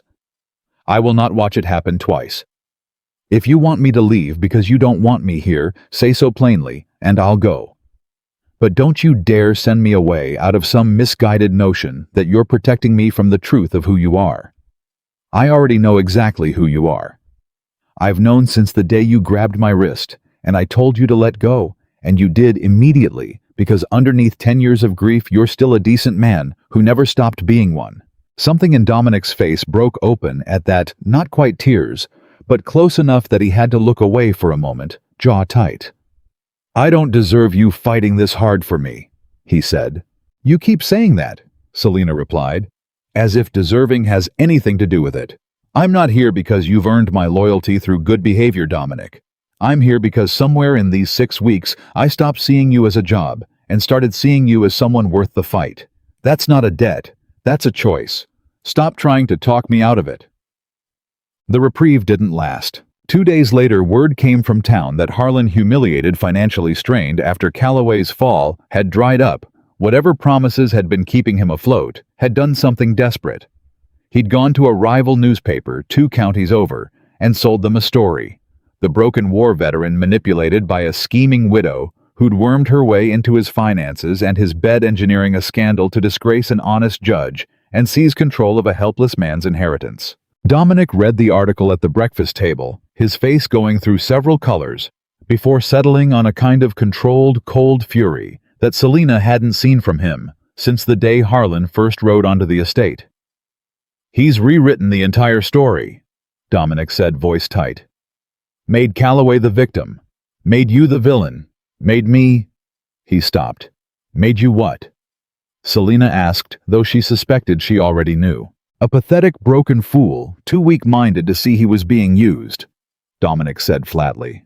His words, more or less. Selina took the paper from his hands and read it herself, her expression hardening line by line. It was cleverly written, she had to admit technically true in fragments, monstrously false in the shape it built from those fragments. Enough truth to be believable. Enough lies to destroy them both. This will spread, Dominic said. Papers get passed hand to hand faster than any hearing verdict. By week's end, half the territory will believe I'm a broken man too foolish to run his own affairs, and you're a fortune-hunting widow who orchestrated a judge's downfall to cover her own scheme. Let them believe it for a week, Selina said, though her voice had an edge of genuine strain, now the first crack in her composure since the hearing. The truth doesn't stop being true because a coward prince lies in a paper 2 counties over. The truth didn't stop Calloway from nearly succeeding either, Dominic said. Not until we forced it into a room he couldn't control. This is different, Selina. This isn't a hearing we can prepare evidence for. This is gossip spreading faster than facts ever travel. For the first time since she'd arrived, Selina felt something close to helplessness settle over her, and Dominic, watching her face, saw it too. Saw the woman who'd faced down a judge and a conspiracy and a burning barn, suddenly uncertain of how to fight an enemy made of nothing but words and rumor. Then something shifted in him. He stood, and for the first time in the entire 6 weeks, he was the one reaching for her hand instead of the reverse. "You taught me something," he said quietly. "Weeks ago, standing in that yard telling Harlan I wasn't the broken man he assumed I was. You said we stop reacting and start building proof he can't argue against. So let's do that. Again. Together this time, both of us standing in front of whoever needs to hear it." Selina looked at him, something fierce and grateful moving behind her eyes. "What are you proposing?" "A public statement," Dominic said. "Not hidden behind lawyers or council chambers. You and I together in the town square, if we have to, telling the truth plainly enough that Harlan's little story can't survive contact with it. Let people see the man I actually am now, instead of the ghost Harlan's trying to sell them. Let them see you the way I see you, not a schemer, but the reason this estate and I are both still standing." "That's a risk," Selina said. "If it goes wrong, if the crowd's already primed to believe the worst, then we'll have tried honestly," Dominic said. "Instead of hiding again the way I hid for 10 years before you walked through my door. I'm done hiding, Selina. Whatever this costs us, I'd rather face it standing next to you in daylight than lose you to a coward's lie in a newspaper." Something in Selina's chest loosened at that warm and fierce and long overdue. "All right," she said. "Then let's go stand in the daylight." The town square was crowded by the time they arrived 2 days later, word having spread fast that the Ashford estate meant to answer Harlan's article directly and publicly, half the crowd curious, half of it primed by weeks of rumor to expect exactly the scandal Harlan had promised them. Selina felt the weight of every stare as she stood beside Dominic on the courthouse steps. The same steps where the hearing had unfolded, the same crowd that had watched Calloway's downfall, now watching to see whether the story would twist back the other way. Dominic stepped forward first, and for a moment Selina saw the old fear flicker across his face. The instinct of 10 years spent avoiding exactly this, a crowd's eyes, a crowd's judgment. Then his shoulders squared, and he spoke, his voice carrying clear and steady across the square. 10 years ago, I came home from a war that took more from me than most of you will ever know. And I hid in my house because I believed the man who came home wasn't worth looking at anymore. Some of you believed that too. I don't blame you for it. I believed it hardest of anyone." The crowd had gone quiet, caught off guard by the raw honesty of it. 6 weeks ago, Mrs. Selina Hartwell walked into my house and refused to let me keep believing that. Dominic continued. She didn't come to marry into my land, whatever Mr. Harlan Ashford's paid newspaper wants you to believe. She came to fix an estate rotting from neglect and theft, and in the course of doing that job with more honesty and courage than anyone else has shown this family in a decade, she uncovered a conspiracy between my own cousin and a corrupt judge to strip me of my inheritance, while I was too broken to notice. The hearing you all watched proved that. Every document, every witness, every sworn statement. That truth didn't change because Harlan couldn't stomach losing. Selina stepped forward, then meeting the crowd's eyes directly, her voice steady despite the pounding of her own heart. "I buried a husband who fought a war inside his own mind for 2 years before it killed him," she said. "I know exactly what that battle looks like, and I know exactly what it costs the people who try to fight it alone. I did not come to this estate to exploit a broken man's weakness. I came because I refuse to watch it happen to someone else while I have the power to stop it. If that makes me guilty of something in Mr. Ashford's eyes, then I'll wear that guilt proudly, because the alternative was watching 2 thieves and a coward take everything from a man who'd already given enough to this country to deserve better." The square stayed silent for a long suspended moment, and then, from somewhere near the back, an old voice called out, rough and familiar, "She's telling the truth!" It was Abernathy, the miller, pushing forward through the crowd. "I seen Harlan Ashford asking round about them land boundaries weeks 'fore any of this council business started. Man's been scheming since before he ever set foot back on Ashford land, pretending to care." Murmurs rippled through the crowd, shifting, softening. Martha's sister spoke up next, confirming what she'd seen at the boarding house. Then Willis, then 2 of the tenant farmers Dominic had ridden out to gather testimony from days earlier, voice after voice rising from the crowd, not rehearsed, not staged, simply true. Chipping away at Harlan's carefully constructed lie, until it lay in visible ruins in the town square. By the time the crowd finally began to disperse, murmuring now with something closer to sympathy than suspicion, Selina felt the tension drain out of her all at once, leaving her legs unsteady beneath her. Dominic caught her elbow, steadying her, his eyes searching her face with quiet concern. "You did it again." "We did it," Selina said, breathless, echoing the words that had become theirs somewhere in the past 6 weeks. "Together." He looked at her for a long moment, something fierce and unguarded, and entirely without hesitation, moving across his face, and then in front of whatever remained of the crowd, in front of the courthouse steps, where his own ruin and his own redemption had both been decided. Dominic Ashford reached up and gently touched her cheek. "I told myself once that I didn't deserve to feel alive again," he said quietly. "You've spent 6 weeks proving me wrong about nearly everything else. I don't see why this should be any different." Selina's breath caught the noise of the dispersing crowd fading into something distant and unimportant. "Dominic, I'm not asking for anything you're not ready to give," he said quickly, though his hand didn't move from her cheek. "But I needed you to know. Whatever fight comes next, and I suspect Harlan and Calloway both have more petty cruelty left in them, yet I don't want to face it as your employer anymore, Selina. I want to face it as a man who's fallen in love with the woman brave enough to walk into his darkest room and refuse to leave." The words hung between them raw and unguarded, the whole town square seeming to hold its breath around them. And before Selina could find words steady enough to answer him, a rider came tearing into the square at full gallop, scattering the last of the crowd. His voice raised an urgent warning that shattered the moment entirely. "Mr. Ashford, there's men at your estate. Harlan's brought armed hands from the county line. Says he means to take the northern pasture by force before any more paperwork can stop him." The words hadn't even finished leaving the rider's mouth before Dominic was moving all the softness of the moment before hardening instantly into something fierce and decisive. "How many men?" he demanded, already striding toward his horse. 6, maybe 8, the rider said, fighting to catch his breath. "Riding in from the county line armed, saying Harlan's got a paper claiming the northern pasture's his by some old surveyor's error. Willis sent me ahead to warn you before they reach the fence line." "There is no surveyor's error," Selina said, already moving toward her own horse. Her earlier breathlessness burned away entirely by the surge of adrenaline.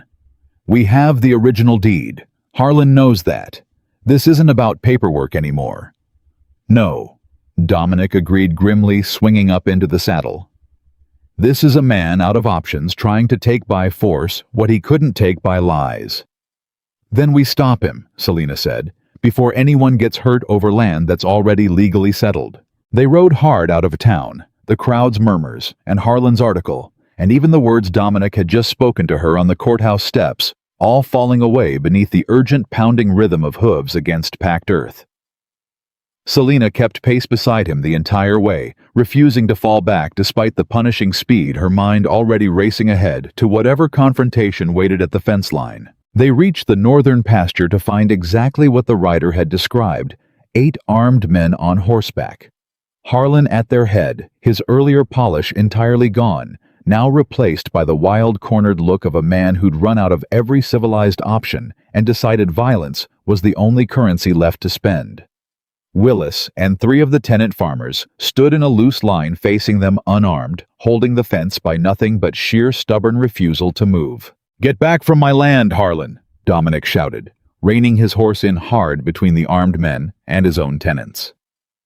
"Your land." Harlan's laugh was brittle, unhinged at the edges. "You've already lost it, cousin, same as you lost everything else the moment that woman walked through your door. I've got men here who'll see this pasture worked under new management by nightfall, whether the council likes it or not." "You have no legal claim to this land," Selina said, her voice cutting clear and hard across the tension. "You know that. Every man here knows that. What you have is desperation and 8 strangers paid to point guns at farmers who've done nothing but work an honest field." "Shut your mouth." Harlan snapped, some of his old venom returning. "This is between family, Miss Hartwell. You've already cost me everything else. I won't let you cost me this too."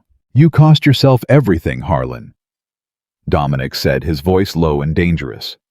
No trace of the broken, isolated man who'd once hidden from every visitor to his estate. "The moment you let Calloway convince you that stealing from your own blood was worth more than the family name you claim to care so much about." For a moment, something flickered across Harlan's face. Doubt, maybe, or the last dying ember of the cousin Dominic had once known before ambition, and Calloway's poison had eaten through whatever decency remained. Then one of the hired men shifted his horse forward, hand resting meaningfully on the rifle across his saddle, and whatever hesitation Harlan had felt hardened back into desperate resolve. "Move your men off this fence line," Harlan said, "or I won't be responsible for what happens next." "You're already responsible," Selina said, and something in her voice, flat, unafraid, utterly unmoved by the threat of armed men, made even Harlan's hired guns glance uneasily among themselves. "Every man here can see exactly what this is. Not a land dispute. An armed robbery committed in broad daylight by a man too much of a coward to win honestly." "I said move!" Harlan shouted, his voice cracking with strain. "No!" Dominic said simply, and swung down from his horse, walking forward on foot, directly toward his cousin, entirely unarmed, entirely unprotected, every line of his body radiating a calm, immovable certainty that Selina had never seen in him before, not even in the council hall, not even on the courthouse steps. "Dominic!" Selina started, fear spiking sharp and sudden in her chest. "Stay back, Selina," he said without turning, his eyes fixed on Harlan alone. "This ends here, today, one way or another."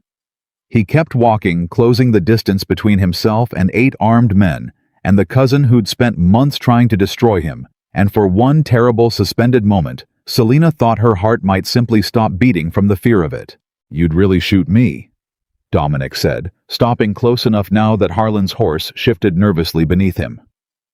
"In front of witnesses, in front of the tenants who've known this family 30 years, in front of the woman who exposed Calloway's entire scheme with nothing but paperwork and patience. Is that really the man you've decided to become, Harlan?"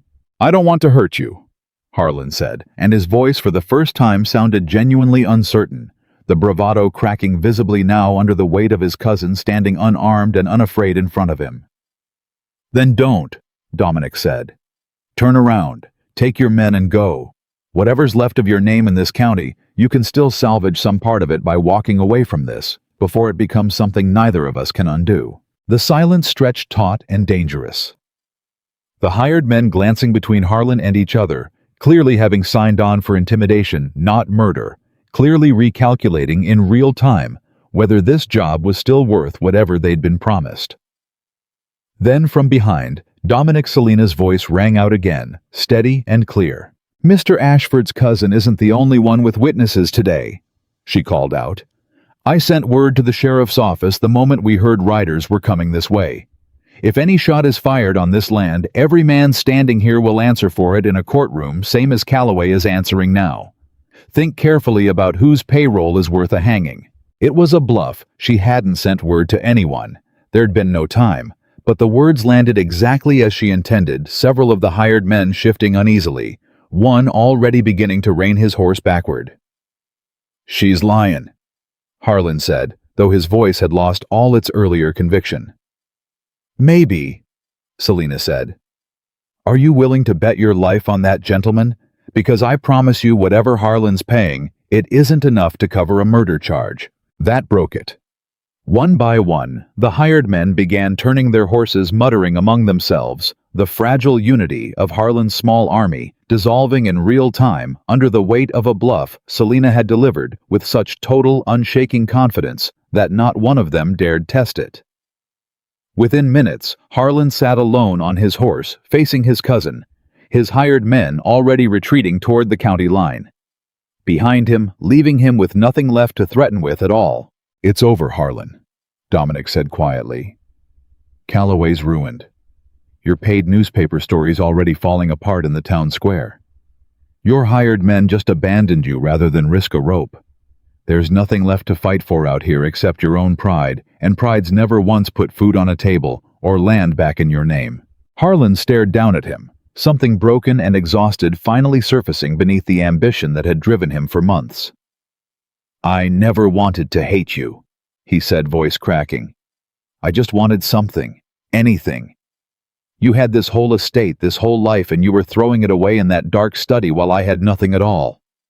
"Then you should have asked for help," Dominic said. "Instead of trying to destroy what was left of both of us." Harlan said nothing more. He turned his horse and rode away without looking back, and this time everyone watching understood he wouldn't be returning. Selina let out a breath. She felt like she'd been holding for the better part of an hour, her legs suddenly unsteady beneath her, as the adrenaline that had carried her through the confrontation began finally to drain away. Dominic turned back toward her, immediately closing the distance between them. In a few long strides, his hands coming up to steady her shoulders, his eyes searching her face with a fierce, unguarded concern. "You could have gotten yourself killed," he said, voice rough. "Bluffing 8 armed men like that." "So could you," Selina shot back, walking toward your own cousin's gun like it was nothing more than a difficult conversation. "I wasn't afraid," Dominic said. "Not of dying. I've made peace with that fear a long time ago in worse places than this field. I was afraid of what would happen to you if I let him win." Something in Selina's chest cracked open at that, all the careful composure she'd maintained through 6 brutal weeks finally giving way entirely. "I was afraid too," she admitted, voice unsteady for the first time since she'd arrived at Ashford Valley. "Watching you walk toward him like that. I've buried 1 man already, Dominic. I don't think I could survive burying another."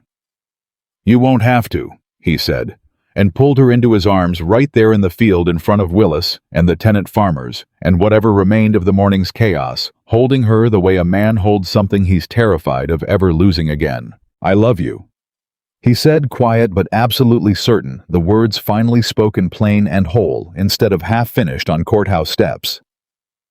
"I think I've loved you since the day you told me my furniture would start believing I was dead if I kept it up. I just didn't have the courage to say it until I nearly lost the chance."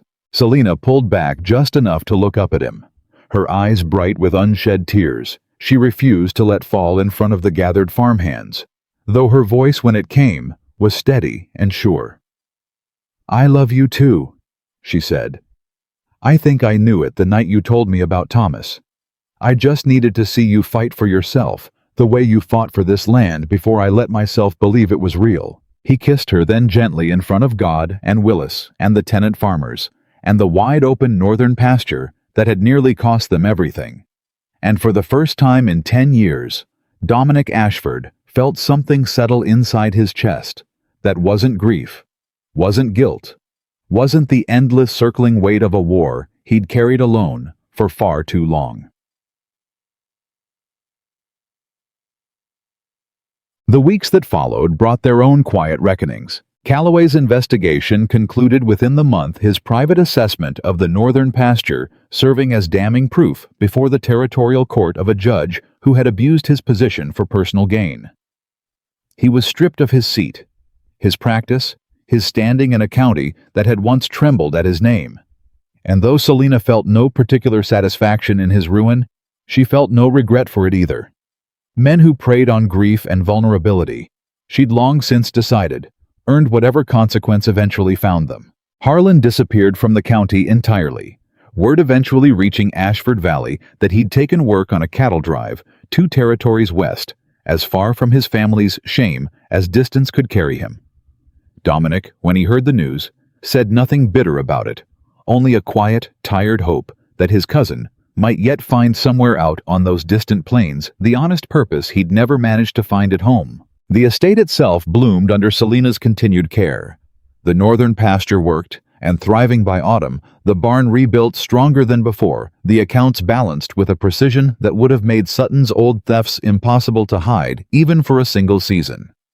Word spread through the county of Ashford Valley's recovery, and slowly, carefully, the whispers that had once painted Selina as a schemer transformed into something closer to admiration, the widow who'd walked into a dying estate and through nothing but honesty and relentless competence brought it roaring back to life. But it was the quiet moments, not the public victories, that Selina found herself treasuring most. Dominic still had hard nights. The war didn't release its grip simply because a hearing had gone their way, simply because a cousin had ridden off in shame, simply because love had finally been spoken aloud in an open field. Some nights, she still found him standing at his window at 3 in the morning, staring at nothing, fighting battles no one else could see. But now when she came to sit beside him, he didn't send her away. He let her stay, let her hold his hand in the dark, let the silence between them become something shared instead of something endured alone. "I used to think healing meant the nightmares would stop," he told her one such night, several weeks after Harlan's departure, his voice quiet in the dark. "I thought if I just waited long enough, or grieved hard enough, or punished myself thoroughly enough, eventually Thomas would stop asking me why I got to come home." "And now?" Selina asked softly. "Now I think healing just means I don't have to answer him alone anymore," Dominic said. "You're not fixing this part of me, Selina. I don't think anyone ever will, not completely. But you're here for it. Every hard night, every ghost, every part of this war I still carry. That's not nothing. That might be everything." Selina laced her fingers through his in the dark, the same gesture from that first fragile night in the study weeks and a lifetime ago now. "That's what I told you once," she said. "I don't fix people, I fix systems. But somewhere along the way, Dominic, I think I stopped believing those were entirely separate things. Maybe healing isn't a system either. Maybe it's just choosing every single day to keep showing up for the people worth showing up for." The wedding, when it finally came, was small, held in the same east parlor Selina had thrown open to sunlight on her second morning at Ashford Valley. The same room that had once been sealed like a tomb in honor of a grief too heavy to set down. Martha wept openly through the entire ceremony. Willis stood at the back with his hat pressed to his chest, grinning wider than anyone had ever seen him grin. Even Mrs. Pruitt attended, delighted beyond words to have witnessed, as she told anyone who'd listen, the exact moment the Ashford house had learned to laugh again. Dominic stood at the altar, without hiding his scarred cheek in shadow, without angling his face away from the small gathered crowd, without a single trace of the broken, isolated man who'd once refused every visitor who dared cross his threshold. When Selina walked toward him down the short aisle, he didn't try to hide the tears that gathered in his storm-colored eyes, didn't try to mask the raw, unguarded joy written plain across every line of his face. 10 years, he said quietly, as she reached him too low for anyone but her to hear. "I told myself I didn't deserve to feel this. I'm done apologizing for feeling it now." "Good," Selina whispered back, "because I don't intend to let you stop." They exchanged vows built not on borrowed poetry or empty tradition, but on the plain, hard-won truth of everything they'd survived together, a promise not of rescue, but of partnership, not of one healing the other, but of two people choosing deliberately and daily to stand together in whatever storms still waited ahead. Outside, the summer sun poured gold across fields that had once lain fallow and forgotten fields that now stretched thriving and green all the way to the horizon. The same land Harlan had once tried to steal by force, now standing as quiet testament to everything patience, truth, and stubborn love had rebuilt from ruin. Dominic Ashford had spent 10 years believing the man who'd come home from war was already dead, buried somewhere on a battlefield an ocean away, leaving behind only a hollow shell to haunt his family's crumbling estate. He had been wrong. He had simply been waiting for someone brave enough to walk through his door, unafraid of his silence, unwilling to flinch from his grief, patient enough to prove that broken things are never truly beyond saving, only beyond being properly seen. He did not recover his smile because someone fixed him. He recovered it because someone refused to fear him while he healed, and chose in the end to stay for every single day that came after.